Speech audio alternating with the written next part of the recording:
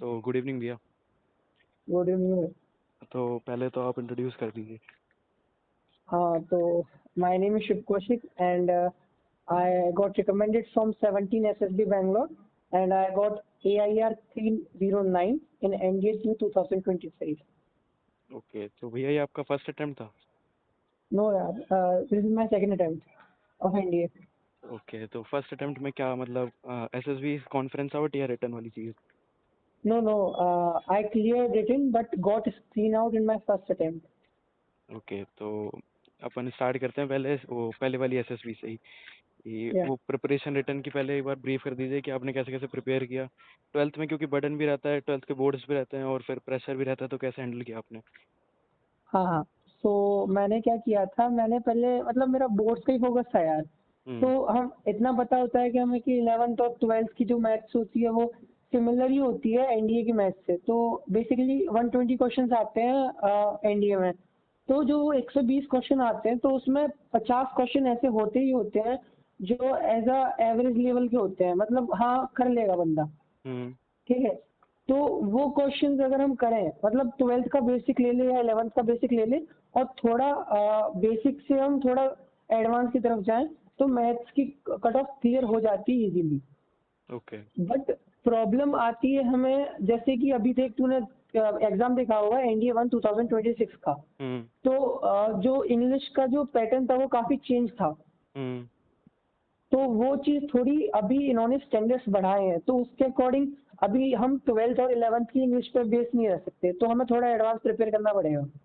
हाँ, क्योंकि कुछ एजुकेटर्स ऐसे भी हैं जो बताते हैं कि अपना जेई लेवल टच कर चुका है मैथ्स का।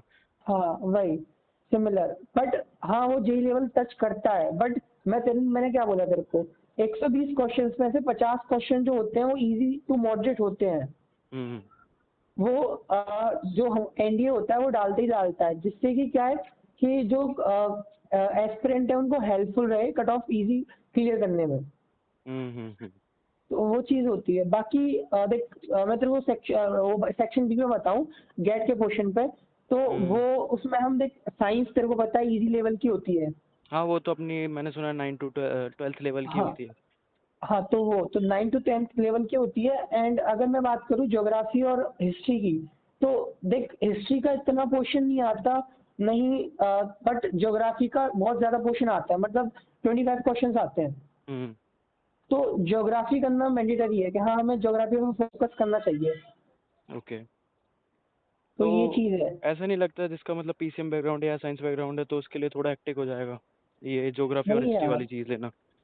नहीं ऐसा कुछ नहीं है यार, मैं तेरे को बता रहा हूँ ना। अगर तुम कुछ स्पेसिफिक सब्जेक्ट्स को उठा लोगे ना हम्म। तो तुम इजीली कट ऑफ कर पाओगे। अच्छा।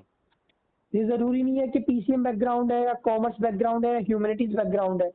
डिपेंड करता है तुमने तैयारी कितनी की है, हम्म। वो चीज है।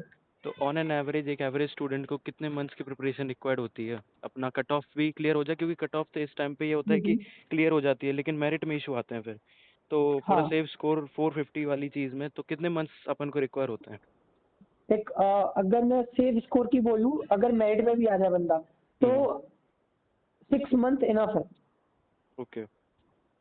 6 मंथ रिग्रेस वाली कि अपन थोड़ा बहुत निकाल ले टाइम उस वाली चीज़ की? ना वो टाइम तुम निकाल लो, पर तुम अपने जो शेड्यूल तुमने फिक्स किया है उसमें तुम कंसिस्टेंट रहो। अगर तुम कंसिस्टेंसी के साथ कर रहे हो ना, तो भाई मैं खुद बोल रहा हूँ इजीली है 6 मंथ्स में। ओके, तो ये तो हो गया अपने एवरेज स्कूल गोइंग स्टूडेंट्स के लिए। लेकिन कुछ स्टूडेंट्स ऐसे भी होते हैं जो अपने जेई वाली प्रिपरेशन भी कर रहे होते हैं लेकिन उनका जो होता है वो मेन अपना एनडीए होता है, वो for a hmm. Backup JE कर रहे होते हैं, तो उनके लिए क्या सजेशन है? क्योंकि उनको तो ज़्यादा बर्डन रहता है एज कम्पेयर टू नॉर्मल वाली की। उनके जेई आ रहा होता है, बोर्ड्स होता है और फिर एनडीए होता है। तो भाई देख, मैं एक्चुअली क्या है, मैं जेई का ही स्टूडेंट था मैं 12th में। हम्म। मैं मेरा पहला मतलब जो मैं जेई की कोचिंग ही जाता था, एनडीए तो मैं ठीक है मेरा मेन एम था, पर एक्चुअली मैंने स्टार्टिंग जेई से ही की थी। हम्म। तो अगर जेई का स्टूडेंट है तो हम्म। देख मैथ तो उसके लिए इजीली क्रैकेबल है। हम्म। ठीक है। अब बात करूं मैं सेकंड पोर्शन की, तो भाई इंग्लिश तो तुम 12th लेवल की कर ही रहे हो उधर, बट अगर हम्म। तुम थोड़ा सा टाइम निकाल के दे दो गेट पोर्शन पे, मतलब तुम्हारा जेई का पेपर हो जाए अप्रैल में, हम्म। फिर तुम सितंबर वाले के लिए प्रिपेयर कर लो, राइट? नहीं नहीं, अब कुछ ऐसे भी अपना जो सितंबर ये वाला आएगा, तो हम्म अब जैसे 12th स्टूडेंट्स हैं तो सितंबर उनका एनडीए है एंड देयर आफ्टर जनवरी हम्म में उनका मेंस है। तो हम्म उनके लिए थोड़ा सा एक्टिव हो जाता है कि सितंबर से पहले मेरे को एनडीए का पूरा पढ़ना है। देयर आफ्टर अगर मैं हम्म, एसएसबी के लिए क्वालिफाई होता हूँ तो वो मेरे लिए थोड़ी बर्डन वाली चीज़ होगी, क्योंकि हाँ हाँ। दिसंबर और नवंबर में मेरे को कोचिंग लेने गया तो मेरी पूरी जेई की प्रिपरेशन खत्म हो जाएगी, क्योंकि 1 मंथ का गैप आ गया। तो वो तो नॉर्मल ही है कि कोई बच्चा अगर 1 महीने नहीं पढ़ेगा तो वो पूरा उसका मतलब कितना रिवीजन हो जाएगा, बहुत। भाई सही, ये बात सही है, तूने सही बोला है, बट मैं बताऊं तो टच में तो रहना पड़ेगा यार। हम्म बट एक बेनिफिशियल पॉइंट इस चीज का ये भी है ना कि अगर तू जेई में ऑन एन एवरेज 85 परसेंटाइल ले आया, हम्म। तो तेरे पास तेरे को एक साल में 4 एंट्रीज और मिलेंगी एसएसबी के लिए। अच्छा, पर अभी शायद एक न्यूज़ आई थी जो मतलब एक ड्राफ्ट आया था कि ये टीएस एंट्री और वाली चीज़ चेंज कर दी है, अब जो कॉमन रैंक लिस्ट होती है उसके बेसिस पे नहीं होगा। भाई हाँ, वो सही बोल रहा है तू, बट वो अभी इम्प्लीमेंट नहीं हुआ, तो पॉसिबल है वो शायद अगली साल से इम्प्लीमेंट हो, बट इस साल से नहीं है वो। हम्म। क्योंकि मैं अभी अभी मैं लास्ट टाइम जो रिकमेंड हुआ हूँ, मैं नेवी टेक से रिकमेंड हुआ हूँ, अच्छा। और मैं उससे पहले टीएस से रिकमेंड हुआ था, देन उससे पहले मैं एनडीए से रिकमेंड हुआ हाँ, 3 टाइम्स रिकमेंडेशन। था। तो वो एक तू समझ रहा है कि वो भाई 4 बार 4 जो एंट्रीज हैं, कितनी बड़ी अपॉर्चुनिटी है वो किसी के बहुत लिए। बड़ी अपॉर्चुनिटी है, हाँ ये तो एक्सेप्ट करना पड़ेगा। तो अब ये कहना नहीं बनता कि नहीं वो जी वाले बंदे के पास टाइम नहीं होता। हाँ ठीक है यार, टाइम नहीं है, बट तुम थोड़ा सा भी दिन में टाइम निकाल रहे हो ना, मैथ्स कवर हो रही है, बस तुम्हें क्या है, तुम्हारा गेट गेट पोर्शन पे थोड़ा फोकस करना है। तो अगर तुम हो, मतलब तुम डील कर रहे हो टफ सिचुएशन के साथ, तो तुम्हें करना पड़ेगा भाई, वो है। हाँ, वो उसको फिर प्रायोरिटाइज ऐसे ही करना होगा, उसको सोचना पड़ेगा कि कैसे उसको मैनेज करनी सारी चीज़ें। एग्जैक्टली।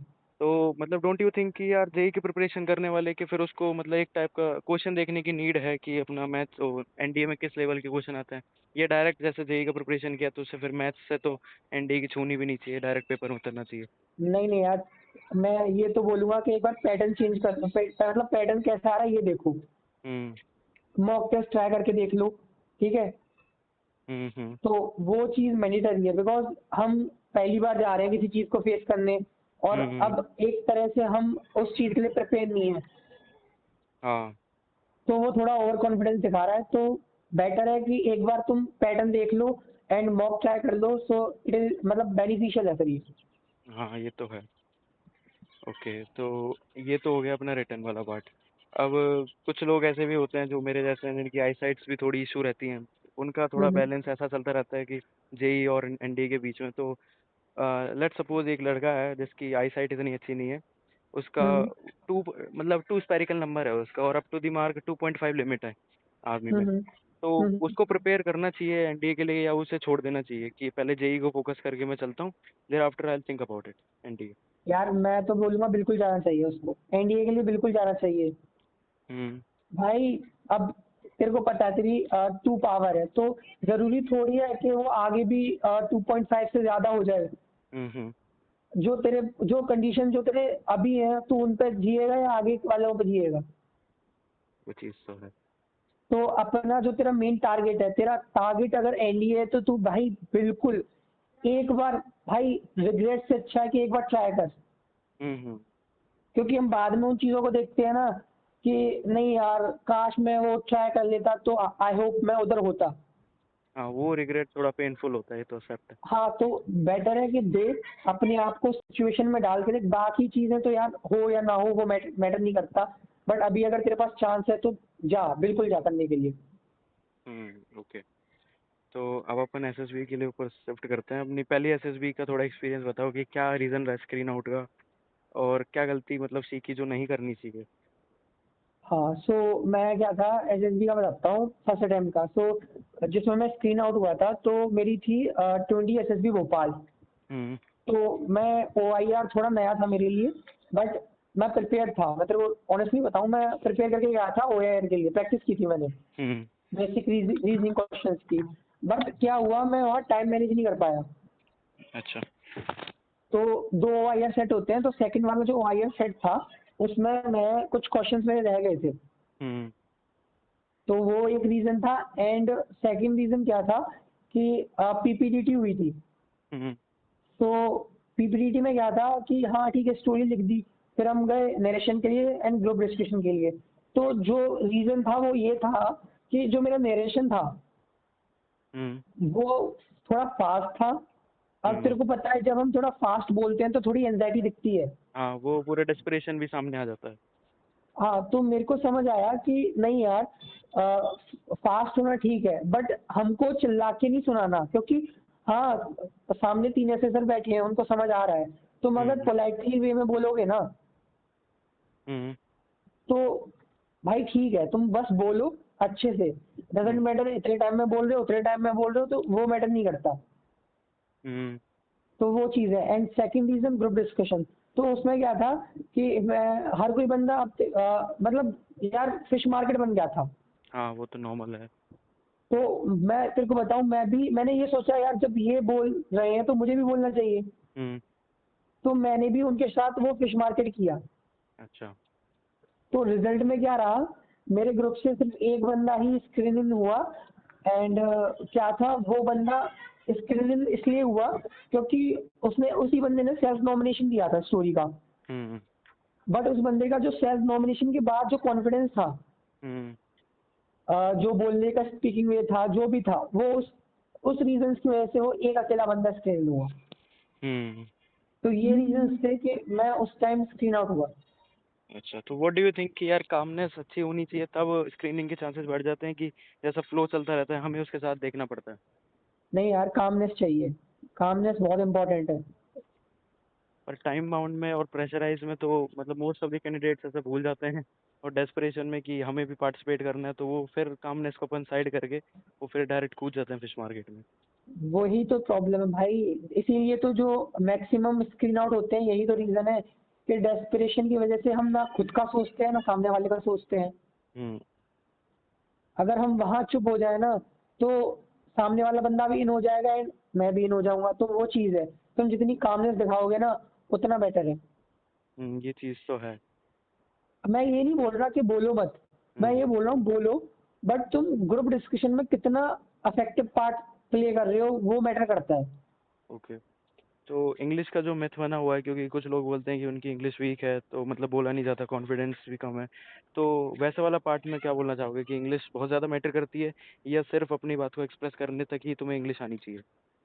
भाई इंग्लिश इतनी मैटर नहीं करती तेरे को, टू बी ऑनेस्ट सच बताऊं, हम्म। बस तेरे को अपनी बात कन्वे करना आने चाहिए सामने वाले को। हम्म।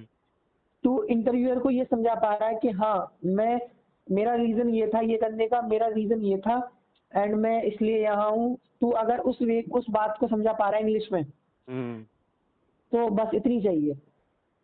ओके। नहीं, कुछ लोग अपनी वो कैब और ये सॉलिड करते हैं जिससे कि उन पे इफेक्टिव हो, तो कहीं ना कहीं तो वो इन्फ्लुएंस करता ही होगा एक तरीके से। कोई बच्चा है तो बस एक्सप्रेस कर पा रहा है कि मैं इसलिए यहाँ पर हूँ, और कोई है जो उसको मॉडिफाई करके वही सेम बात को एक अनदर लेवल की इंग्लिश का यूज़ करके कम्युनिकेट कर रहा है, तो इम्पैक्ट तो हम्म। डालता होगा। नहीं यार, मेरे अकॉर्डिंग कोई इम्पैक्ट नहीं डालता। अच्छा। वो दोनों सेम ही है। वो जो वहाँ बैठे हैं ना हम्म। ऑफिसर्स, वो बस ये देख रहे हैं कि बंदा किस मतलब उसको कितना कॉन्फिडेंट है। अब तू चाहे कोई भी इंग्लिश का वर्ड तगड़ा बोल दे, चाहे तू कोई नॉर्मल वर्ड बोल दे, वो कहीं कुछ सेंस नहीं बनाता यार। ये तो होना। बिकॉज वो तेरा OLQs में काउंट थोड़ी हो रहा है यार, तू के बहुत बहुत ज्यादा वो है, परफेक्ट है इंग्लिश में। हाँ, वो तो उसमें तो नहीं है, उन्होंने कुछ सोच समझ के वेल यूज अपने डिफाइन किए। एग्जैक्टली मैं वही बोल रहा हूँ। तो भाई वो मैटर नहीं करता कि किस किस बंदे की। मेरे साथ है यार, मैं तेरे को एग्जांपल देता हूँ। एक दीदी थी मेरे साथ, हम्म। वो थी सीडीएस एंट्री की। हम्म। एंड भाई लिटरली मैंने उनके साथ प्रैक्टिस की थी। उनकी हम्म। जो इंग्लिश थी ना, टॉप नॉच थी यार। मतलब मैं ये सोचता हूँ भाई, उन जैसा नरेशन किसी का नहीं होगा। हम्म। बट फिर भी वो स्क्रीन आउट हुई। हम्म। हाँ, तो तो बहुत सारे ऐसे केसेस होते हैं। हाँ, तो मैं वही बोल रहा हूँ, इंग्लिश मैटर करती है बट बस बात समझाने के, तू मेरे को समझा पा रहा है, मैं तुझे समझा पा रहा हूँ। हाँ, मेन बात ही आती है। हाँ। ओके, तो अपना जो सेकंड एसएसबी हुई थी जिसमें आपने स्क्रीनिंग हुए और रिकमेंड हुए, तो उसका एक्सपीरियंस आप बताते हैं कि उसमें क्या एक्सपीरियंस और क्या रहा आपका? हाँ, सो मैं सेकंड टाइम जब इन हुआ था तो उस टाइम मैंने वही था यार, सबसे पहले तो मैंने ओआईआर पे फोकस किया था। हम्म। तो ओआईआर मेरा हो गया था इजीली, देन उसके बाद मैं पीपीटीटी के लिए गया। तो मैंने पहले ही दिमाग में वो रूल बना रखा था कि कामनेस एंड जितना हो सके उतना इफेक्टिव रोल प्ले करना है। हम्म। मैंने अपना नरेशन दिया अच्छे से। देन उसके बाद मेरा ग्रुप डिस्कशन में मैंने क्या था, जो मतलब मैं क्या कर रहा था, अगर सामने वाला बंदा बोल रहा है ना तो मैं हम्म। चुप हूँ, मैं चुप हूँ। अगर हम्म। मेरे को थोड़ा सा भी गैप मिल रहा है, तेरे को पता है गैप मिलता नहीं है ऐसे, बट अगर हाँ। गैप मिल रहा है तो मैं उस गैप में बोल रहा था। हम्म। एंड मैं वो पॉइंट्स बोल रहा था जिससे कि क्या ग्रुप इन्फ्लुएंस हो रहा था। Hmm. So basically at the end उन्होंने मेरे को कॉमन स्टोरी के लिए चूज किया। ओके। एंड देन मैंने स्टोरी दी एंड देन हम 4 या 5 बंदे थे जो स्क्रीन में हुए थे। हम्म। आउट ऑफ 17-18 होता है ना रेशो? किसमें? वो पूरे जो अपने स्क्रीनिंग में जीडी में बैठते हैं बंदे। नहीं नहीं नहीं, हाँ मेरे में 15 थे। हाँ, अच्छा, हाँ, वो तो उतना होता है। हम्म। 15 एग्जैक्ट, 15-18 के बीच में होता है। हम्म। उसके बाद फिर डे 2 क्या क्या हुआ? देन डे 2 में क्या हुआ था, हमारा साइक टेस्ट हुआ था सुबह साढ़े हम्म। छः बजे हमें रिपोर्ट करना था वहाँ पे। देन हम गए, साइक टेस्ट दिया इजीली। हम्म। फिर उसके बाद साइक टेस्ट के बाद कुछ लोगों का इंटरव्यू सेम डे था हम्म। एंड कुछ का नेक्स्ट डे था। ओके। मेरा तो सेम ही डे था। तो मेरा इंटरव्यू चला था 1 आवर एग्जैक्ट। हम्म। तो इंटरव्यू में ऐसा कुछ वो नहीं आया। सिंपल इंटरव्यू में उन्होंने मेरे से, मैंने एक चीज अपनी जो स्ट्रांग मैंने कर रखी थी वो थी मेरी मिलिट्री नॉलेज। अच्छा। तो मेरी मिलिट्री नॉलेज से वो काफी इम्प्रेस हो गया। तो मेरा डिप्टी थे जो हम्म। बैंगलोर का डिप्टी प्रेसिडेंट थे, वो थे मेरे इंटरव्यूअर। हम्म। तो उन्होंने उन सब ने मेरा इंटरव्यू लिया एंड वही था, नॉर्मल इंटरव्यू चला, कुछ ज्यादा था नहीं, CIQs and all, family background and तुम्हारी education qualification, military knowledge and why do you want to join Indian Army. तो नॉर्मल इंटरव्यू था, कुछ ऐसा खास नहीं था। ओके, तो आपका सिविलियन बैकग्राउंड है कि आर्मी बैकग्राउंड है? भाई मैं सिविलियन हूँ एग्जैक्ट, बिल्कुल प्रॉपर प्योर। सिविलियन। हाँ। ओके, तो मतलब मिलिट्री नॉलेज कैसे गैदर की और मतलब कब से प्रिपेयर कर रहे हो आप? मेरे को 1 ईयर हो गया। ओके, तो मतलब बुक्स वगैरह पढ़ के कि अपना यूट्यूब पे सोर्सेज हैं और ये सारी चीज़ें करके आपने गैदर किए? देख यूट्यूब के सोर्सेज वहाँ पे भी अवेलेबल है, बट मेरे पास कुछ नोटबुक्स भी हैं। जैसे अगर किसी को अपनी रीडिंग अच्छी करनी है, हम्म। जैसे किसी की रीडिंग हैबिट नहीं है, हम्म। तो वो 151 ऐसे बुक आती है एक, हम्म। तो उसके साथ जा सकता है। वो अच्छी खासी बुक है सोशल टॉपिक्स की और इकोनॉमिक क्या टॉपिक्स की। कौन सी बुक थी, एक बार दोबारा बताओगे? 151 ऐसे। अच्छा। तो काफी अच्छी बुक है, लेक्चर जीडी इन सब में हेल्प करती है वो। ओके, तो self help and group books वगैरह कुछ पढ़ी आपने? हाँ मैंने पढ़ी है। अच्छा, तो आपने वो अपने पीआईक्यू में लिखा होगा, बुक रीडिंग हाँ वाली मैंने, हॉबी? हाँ रीडिंग सोशल टॉपिक्स मैंने लिख रखा। अच्छा, तो उस पर काउंटर किया था कुछ उन्होंने? हाँ पूछा था मेरे से उन्होंने। मैं पता है जैसे इंटरव्यू रूम में गया था ना, हम्म। तो उन्होंने मेरे से पूछा कि शुभ, हाँ तो अभी क्या करके आए हो तुम। हम्म। तो मैंने बताया सर कुछ नहीं, मैं न्यूज़ पढ़ रहा था। अच्छा। तो उन्होंने बोला okay tell me one news. मैंने न्यूज़ पूछा उन्होंने मेरे से कि, तो हाँ। मैंने बोला सर अभी उस टाइम कोई PSLV से 62 फेल हो गया था इंडिया का। हम्म। हम्म। तो शायद 12 जन को फेल हुआ था। तो हम्म। उन्होंने पूछा मेरे से, सो उसके बाद मैंने बताया और उन्होंने बताया कि ओके शुभ, ये तो काफी पुरानी न्यूज़ होगी, नई न्यूज़ बता यार। हम्म। तो मैंने बताया कि सर अभी कोई हो रहा था शायद, कोई मूवमेंट हो रहा था हाँ। सोनम वांगचू का। तो उन्होंने कि वो उनको अरेस्ट क्यों किया है। हाँ। हाँ। हाँ। तो थोड़ा उस पर उन्होंने मेरे को काउंटर किया कि वो तो अच्छा काम कर रहे हैं तो उनको फिर भी अरेस्ट किया, तो कोई रीजन है पर्टिकुलर। हम्म। तो उनको बताया मैंने जो भी रीजंस थे कि नेशनल सिक्योरिटी ब्रेक हो रही है, बॉर्डर मतलब जो एरिया एरिया है उसमें थोड़ा ब्रेक डाउन हो रहा है, तो वो चीज़ उनको मैंने बताई। तो उन्होंने वो सब पूछा था। अच्छा। तो वो मिलिट्री नॉलेज और ये सारी सारी चीज़ें नॉलेज की वो इन्फ्लुएंस करी पूरा हाँ इंटरव्यू? मिलिट्री नॉलेज में उन्होंने मेरे को, पता है ऐसा है यार कि जैसे अगर तेरे को उनको दिख गया कि तेरे को मिलिट्री नॉलेज है, हम्म। तो वो इन डीप जाएंगे। मतलब अगर मैंने, उन्होंने मेरे से पूछा था कि ओके शुभ, फर्स्ट क्वेश्चन ये था कि tell me something you know about Indian Army. Hmm. तो मैंने बताया कि sir army is divided into two parts, arm and services, arm में ये आता है, सर्विसेज में ये आता है। Then hmm. उन्होंने मेरे को पूछा कि इन्फेंट्री के वेपन्स क्या होते हैं, आर्टिलरी के वेपन्स क्या होते हैं, वर्क क्या होता है, कोर ऑफ इंजीनियर किस में आता है, कोर ऑफ सिग्नल क्या होता है, ऑर्डिनेंस क्या होता है, ये सब मतलब बहुत चीजें पूछी थी उन्होंने मेरे से। ये वाली नॉलेज आपने उसे देखा होगा यूट्यूब वगैरह से या वेबसाइट से? कहीं से भी कर लिया, नॉलेज तो सेम है यार। नहीं, वो मैं बुक का पूछ रहा था कि कोई अगर स्पेसिफिक बुक है तो आई कैन परचेज।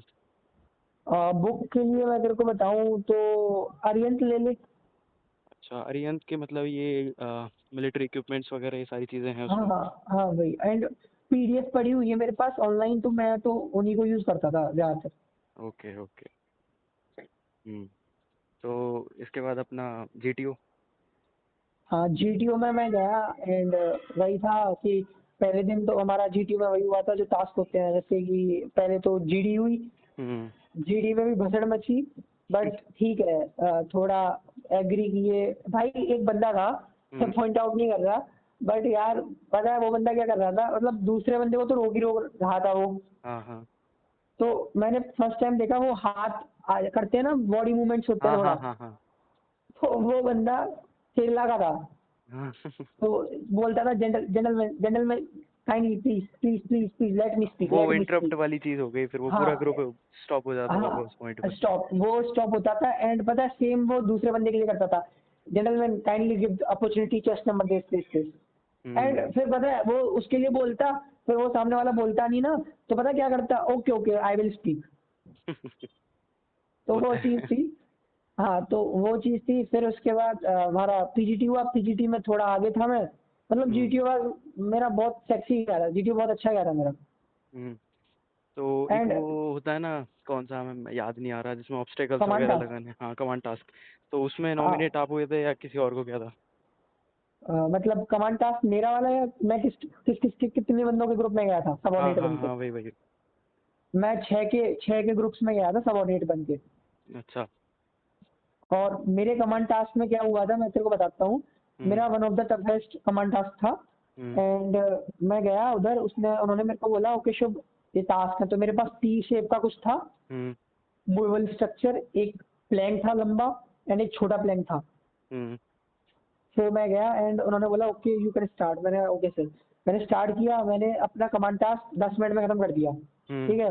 फिर उन्होंने बोला मेरे को okay Shubh, now I will give you extra penalty, hmm. You can switch any one of the task. क्योंकि हम्म। 3 रास्ते होते हैं हम पे, तो उन्होंने मेरे को बोला कि तू दो जो रास्ते अलग हैं उन पर किसी में एक पर स्विच कर जा। हम्म। तो मैं स्विच कर गया, मैं ओके सर मैं इसे करूंगा। हम्म। फिर उसके बाद उन्होंने मेरे को बोला कि मैं तेरे को मेरा जो सबॉर्डिनेट था वो सैनिक स्कूल घोड़ाखाल का था। हम्म। तो उसको बोला कि ओके तू रिवर्स काउंटिंग स्टार्ट कर 1 मिनट की, हम्म। 60, 59, 58 ऐसे कर रहा था वो। ठीक हम्म। है। एंड वो बोलते हैं मेरे को टेल मी द सॉल्यूशन, तो लास्ट 5 सेकंड में मैंने उनको सॉल्यूशन बताया था, मतलब बहुत ज्यादा ग्रिल किया था उन्होंने। हाँ, एक और मिथ है कि अगर जीटीओ या कोई भी अफसर आपको जितना ज़्यादा ग्रिल कर रहा है, दैट मीन्स वो आपको रिकमेंड करना चाहता है। तो ये ट्रू है?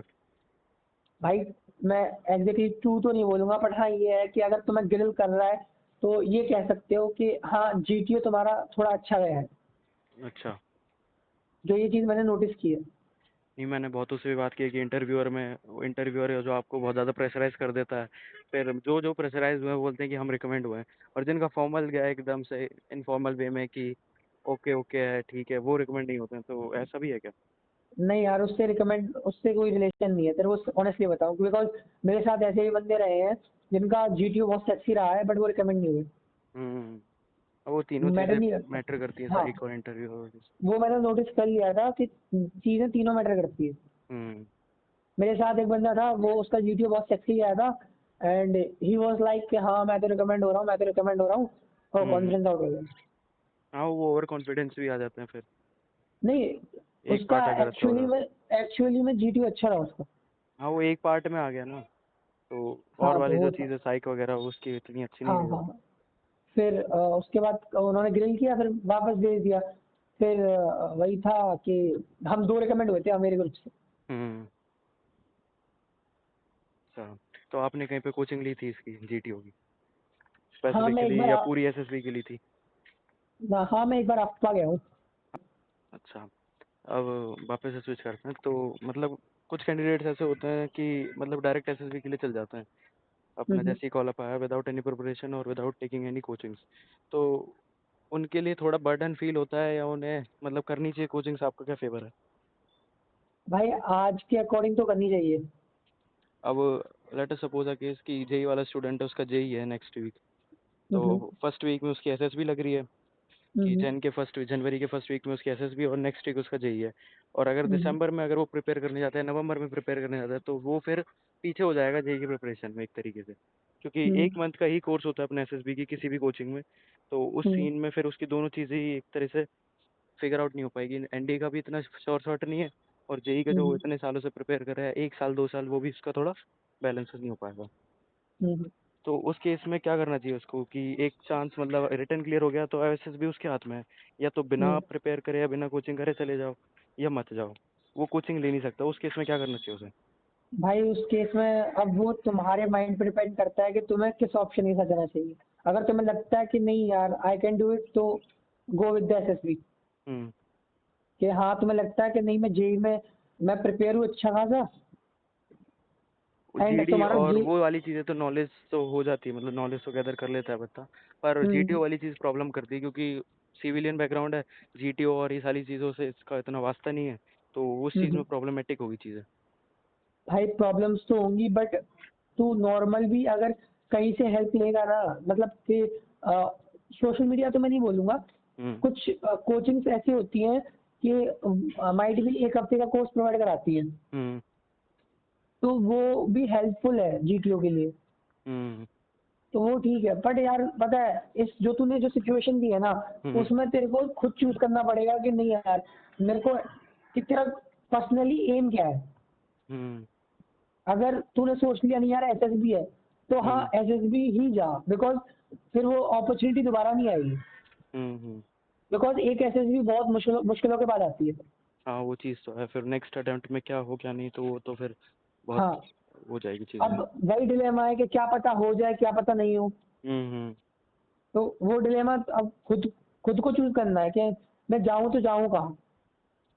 ये तो है। अगर if you are prepare well, then go with the SSB. अगर लगता है कि नहीं यार नहीं है एसएसबी नहीं हो पाएगा, तो मैं बोलूंगा, मैं क्या बोलूंगा यार, फिर तो तुम्हें लगेगा ही कि नहीं यार मैं जेई का बंदा हूं, तो जेई के लिए जाना चाहिए मेरे को। पर वो एक मतलब कुछ ऐसे भी होते हैं जो बैकअप के तरीके से उसको ट्रीट करते हैं कि एक बार जेई के अगर स्कोर आ गया, तो अगर मेरे हम्म। पास कॉलेज भी मिलता है तो मेरे पास 2 अटेम्प्ट्स और हैं उस साल में, अप्रैल और सितंबर में, उसमें मैं प्रिपेयर कर सकता हूँ कॉलेज लेके। तो ये वाला भाई डिसीजन मैं सही रहता है। डिसीजन भाई खुद का है। हम्म। मैं सही गलत नहीं बोलूंगा, बट हाँ ये कहूंगा कि आगे की ना सोच के जो तुम्हारे पास करंट में है उसकी ज्यादा सोचो तो ज्यादा अच्छा है। हाँ, वो तो है, फैक्ट है ये तो। तो आगे की अभी इतना आगे जाने की जरूरत नहीं है कि कॉलेज ये, अगर गट्स हैं करने के तो बिल्कुल करो यार। हम्म। ओके, तो अब कॉन्फ्रेंस पे आते हैं अपन। कॉन्फ्रेंस में क्या क्या हम्म। हुआ? हाँ कॉन्फ्रेंस में मेरी वेटिंग टाइम था 4 to 5 मिनट्स। मैं गया अंदर, हम्म। एंड मैं पहला बंदा था जिसका इतना वेटिंग टाइम था, मतलब मेरा चेस्ट नंबर 19 था। हम्म। एंड मैं गया अंदर, सो उन्होंने मेरे को बोला ओके शुभ, यू आर शुभ, मैंने यस सर। सो उन्होंने बोला कि अच्छा ये बता ये नाम किसने दिया तेरे को। हम्म। मैंने बोला मेरी मम्मी ने दिया सर। तो अच्छा। बोलते हैं कि एनीथिंग स्पेशल, मैंने बोला हाँ सर, कि बिकॉज मेरा जब जन्म हुआ था तो मेरी मम्मी को जॉब मतलब मिली थी। हम्म। तो शी वॉज मतलब वो गवर्नमेंट टीचर है। हम्म। तो मैंने उनको ये बताया, तो अच्छा ओके, तो देन उन्होंने मेरे को बोला okay Shubh, rate your performance. उन्होंने परफॉर्मेंस रेट कराई मेरे से। हम्म। देन मैंने परफॉर्मेंस रेट की, जस्ट कि सर इतना इतना इसमें इतना इसमें ओके, तो उन्होंने बोला ओके शुभ। हम्म। तो बेसिकली 2 या 3 में चली थी, फिर उन्होंने बोला okay now you can move. Okay, तो फिर उसके बाद रिजल्ट आया। हाँ फिर तो रिजल्ट आया फर्स्ट फिर। कॉल मतलब कैसा एक्सपीरियंस है रिजल्ट आने के बाद, कि जैसे जब आपकी चेस्ट नंबर अनाउंस हो गई थी? थोड़ा मतलब यार लगा था यार, हाँ ठीक है कर दिया। पर तेरे को जेन्युइनली बताऊं तो मेरे को फर्स्ट टाइम मतलब नॉर्मल ही लगा था, पर जब मैं अभी लास्ट टाइम जब रिकमेंड हुआ था ना, तब मैं थोड़ा आंसू आ गए थे मेरी आंखों में। हाँ हो जाता पता है। है क्यों? जब मैं उसमें रिकमेंड हुआ था ना इंडिया में, तो उसमें क्या था, उसमें मैं मेरे को श्योर मैं हाँ था कि हाँ मैं रिकमेंड हो जाऊंगा। बोलते हैं ना ग्रुप वाले कि हाँ तेरा तो श्योर शॉट है, ये है वो है। हम्म तो उसमें लग रहा था कि हाँ हो जाऊंगा, बिकॉज सैग भी अच्छी गई थी मेरी, जीटीओ भी अच्छा गया था, इंटरव्यू अच्छा गया था। हम्म तो उतना हाँ खुश तो था मैं, बट रोया वगैरह नहीं था, हम्म क्योंकि भाई मेरिट है अभी यार। हाँ मेरिट की भी रहती है। हाँ तो मेरिट है, मेडिकल है, तो वो उस टाइम थोड़ा सोचा था, फिर ठीक है एंजॉय किया हाँ पर मेडिकल से। मेडिकल तो आपका स्मूथ निकला होगा या कुछ अभी है प्रॉब्लम उसमें? नहीं नहीं, मैं फिट हूँ। हाँ ये तो सही है। मेरिट आ गई, हाँ मेरिट तो आ गई होगी। तो अब एनडीए ज्वाइन कर रहे हो आप? हाँ एनडीए, एनडीए जाऊंगा यार। हाँ तो जुलाई में स्टार्ट होगा ना कोर्स? हाँ जुलाई से। सही है। चलो कांग्रेट्स भैया फिर। थैंक्स यार। हाँ एंड तेरे को भी ऑल द बेस्ट, डू हाँ हाँ। वेल। जी भैया, जी भैया। Thank you so much. Okay okay.